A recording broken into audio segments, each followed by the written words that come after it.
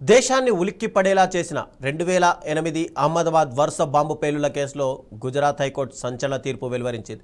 ప్రత్యేక trial code విధించిన శిక్షలను సమర్థిస్తూ 38 మంది దోషులకు ఉరిశిక్షను ఖరారు చేసింది. మరో 11 మందికి విధించిన జీవిత ఖైదును యథాతథంగా కొనసాగించింది. దాదాపు 18 ఏళ్లుగా కొనసాగుతున్న ఈ కేసులో డిజిటల్ ఆధారాలు, ఫోరెన్సిక్ నివేదికలు, కాల్ డేటా రికార్డులను క్షుణ్ణంగా పరిశీలించిన హైకోర్టు ట్రయల్ కోర్టు తీర్పు చట్టబద్ధమేనని స్పష్టం చేసింది.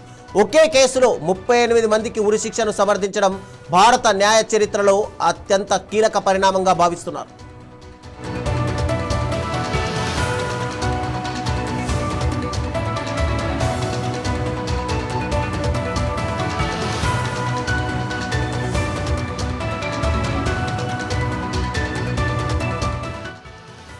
అంతేకాకుండా 2008 ఉగ్రదాడిలో ప్రాణాలు కోల్పోయిన బాధితుల కుటుంబాలకు ఒక్కొక్కరికి 10 లక్షల చొప్పున నష్టపరిహారం చెల్లించాలని గుజరాత్ ప్రభుత్వాన్ని హైకోర్టు ఆదేశించింది.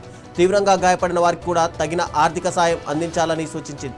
2008 జూలై 26న అహ్మదాబాద్లో కేవలం 70 నిమిషాల వ్యవధిలో జరిగిన 21 వరుస బాంబు పేలుళ్లలో 56 మంది ప్రాణాలు కోల్పోగా 200 మందికి పైగా గాయపడ్డారు.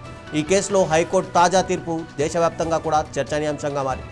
ఇక ఈ తీర్పును సుప్రీంకోర్టులో సవాల్ చేస్తారా లేక శిక్షల అమలు ప్రక్రియ ముందుకు సాగుతుందా అన్నది ఆసక్తికరంగా మారింది.